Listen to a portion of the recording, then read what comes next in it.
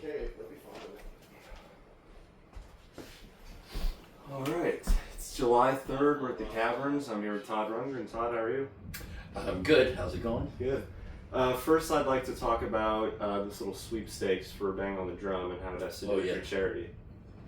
Well, my mission for this particular tour was to play some of the more familiar stuff that sometimes I leave out of the set. And I haven't played Bang the Drum in a while, not since I was last out with Ringo. So,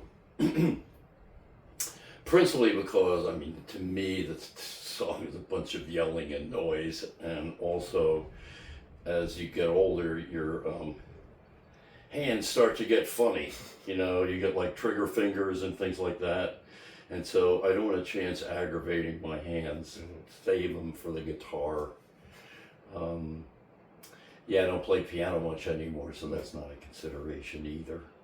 But decided the kids would like to hear it, and probably there are people who would enjoy playing it in front of everyone. So we had the Spirit of Harmony, our foundation, which essentially is about promoting music education.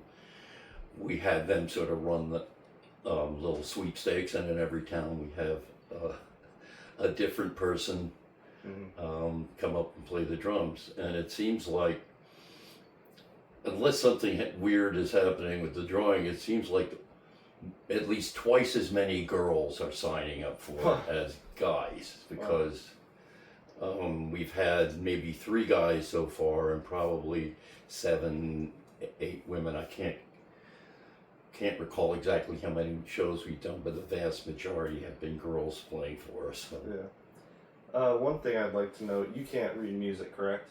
No, I can't. So when you were growing up, how did that affect you in learning your instrument? Well, I was always able to sort of deconstruct the music by ear. Not everybody hears music that way, but even when I was very young, I could discern the difference between instruments and what they were playing. And when I was in high school, we didn't have room and couldn't afford a piano in our house. So when we got to high school, that's when I started to learn a little bit more about things you can't do on the guitar. So and what a good songwriting instrument it is. But yeah, I never did get the hang of writing out the music, so I had to memorize everything that I would write. And I suppose it might have had a long-term effect, but for the fact that when computers started to become used for making music, I could just play what I wanted and it would convert the MIDI into standard notation. So for a project like Nearly Human, or Second Wind, Second Wind was a limited number of musicians, and they had the same it was the same lineup at every song, so that was a little easier. But when I was doing Nearly Human, some sessions would have horns and strings and other things, and there was no previous rehearsal. We'd learn the song during the day, so that would have been impossible to do unless I had some standard charts to show everybody. Yeah. Now, there's examples of your songs with like strings and horns, like A Beautiful Song from Naz. Now, if you couldn't write down the music like for the strings and everything, who would do that? Well, I actually did that stuff in the early days, but I would do it with painstaking sort of, a lot of people can, they'll play the chord or something like that, and then you instinctively know where all the dots go, and whether it's, they got flags or dots or arcs and all the other stuff. And that was always just very tedious for me. Take me a long time. And often I remember when I did something for the very first Nas album, which I guess was A Beautiful Song. It was on the second. What's that? That was on the second album. Second album. Well, I know there was a different big one on the first album, If that's the way you feel. Oh yeah, if that's the way you feel. when I handed the charts to the essentially the guy who was going to contract the players, he looked at the charts, and I was like writing completely out of the range of some of the instruments, like trumpet notes so high that nobody could possibly play them. So he helped resolve a lot of those issues. But that was my ignorance of a particular instrument. Like I wouldn't know what the range of an instrument, so I would just write it anywhere. Yeah. You know? Yeah. Now you mentioned in the set list you change things up. You put songs in people want to hear.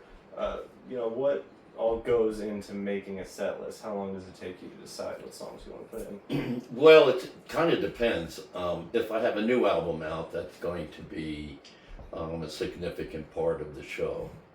So things may be, it may not be literally the same arrangement as the same running order as the record, but I'll try and incorporate as much of the material as I can, and then usually try and find material that is complementary to that. So if I don't have a new record to promote, then there's a couple of ways to go. In the last couple of tours that I did before this one, I had a sort of I was kind of preaching. I had this kind of, I put the set together in a way that there would be a message and an arc through it and stuff like that, and a lot of the more familiar material was at the end of the show. Kind of like you eat your dinner, you get dessert. And so everybody liked the show, but there's a kind of two large, the audience can be broken down into two kind of larger categories. One, people who come to hear a performance, and they're not necessarily they're there to hear what you do, and then they'll like it or they won't like it. But the other kind of audience members are people who came to hear a particular song, and the more songs you play that isn't that song, the more aggravated they become. So I am addressing that by moving a lot of more familiar material up earlier into the set. I'm not promoting a record this time, so it's sort of a combination of the things that we did the last tour that I know the audience enjoyed hearing because of their response, and then more of the familiar stuff that people often come to hear. And then I decided to do a few of those songs in an acoustic environment, which I don't usually do, and that kind of gives people a break from the noise. And also, since we have to set it up, there's a little intermission in front of it, and I used to play like straight through and nobody would get a pee break. So now at least the audience gets a little bit of a chance to relieve themselves and get another cocktail. What kind of gear are you using? What guitars, what amps? Well, I've been using the same stuff pretty regularly. I don't want to have anything that's too complicated, otherwise I can't do certain situations that might come up, like a quick trip to Japan or something like that. So I've been using I think it's a Furman programmable digital pedal thing that just goes directly into the side fills. I don't use a separate speaker on stage for the guitar. And my principal instrument is foamy, it's the green P Project guitar that I've been playing for decades now. So if I break a string, we've got a backup, but that happens rarely. So it's pretty much just foamy and my pedal. I'm probably the easiest one to set up. I have the least complicated setup on the stage.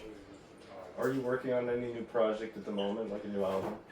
I am, but a lot of the work, especially as time has gone on, is it's like mental, trying to figure out what you do and don't want to do. What are the lyrical ideas for some of the songs? It's hard sometimes to get enough free space to focus on it. I've been working on this other project called Global Nation, which was originally called Patronet back in the late 90s.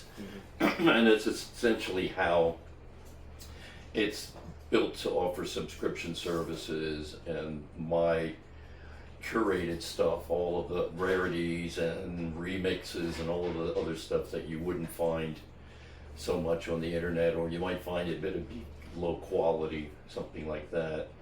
Essentially, I have a subscription service for those fans who are interested in that stuff. And so that's a globalnation.tv if you want to check it out. Now I know that in the beginning when you did that, you wanted to give songs directly to the fans.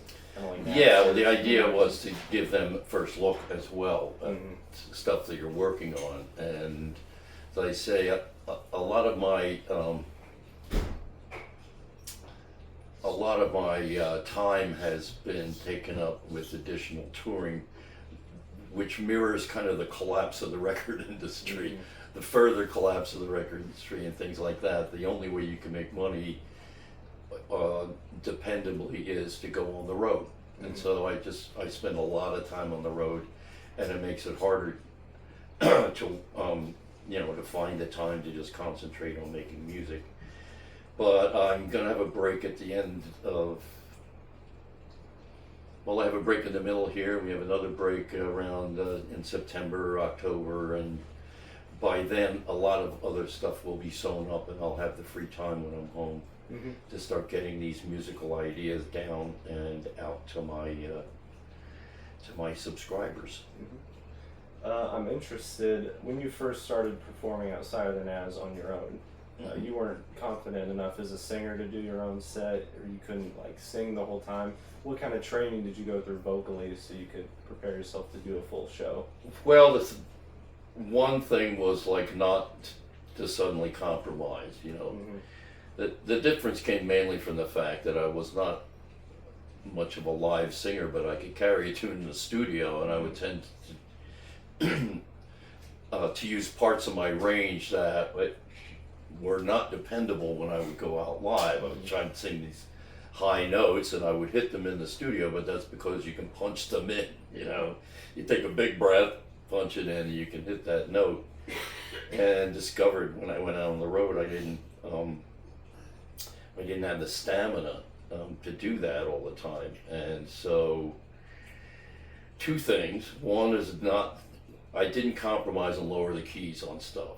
I said, I'm going to do it in the original keys. It's especially problematic if you write a lot of stuff in E. Yeah.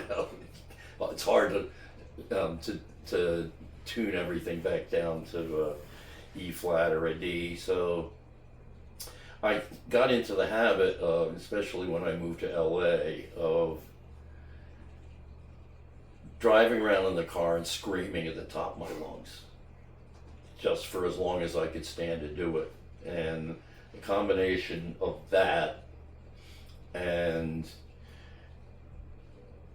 eventually doing longer and longer shows. At first the shows were kind of short, and I would also have other guys in the band sing some of the songs so that I could get a rest. But the shows started getting longer, building up a little bit more stamina. Yeah, basically just the most important thing wasn't to just give up and lower the keys to everything till it was comfortable. Because in a way the urgency goes out of everything, the lower the key goes. So a lot of it was just on the job training, and that's driving around screaming stuff.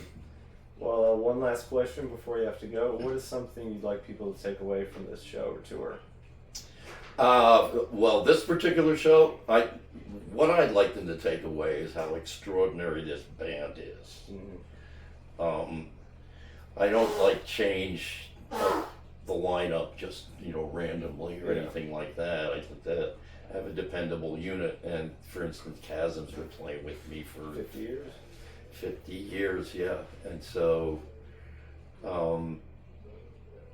you can't argue with the fact that these are some of the most experienced and superlative musicians still playing. I mean, Prairie played with everybody in the world as well as the Tubes. Yeah. Gil's relatively young, so a lot of Yeah. people aren't familiar with him, but he is just an unbelievably talented guy.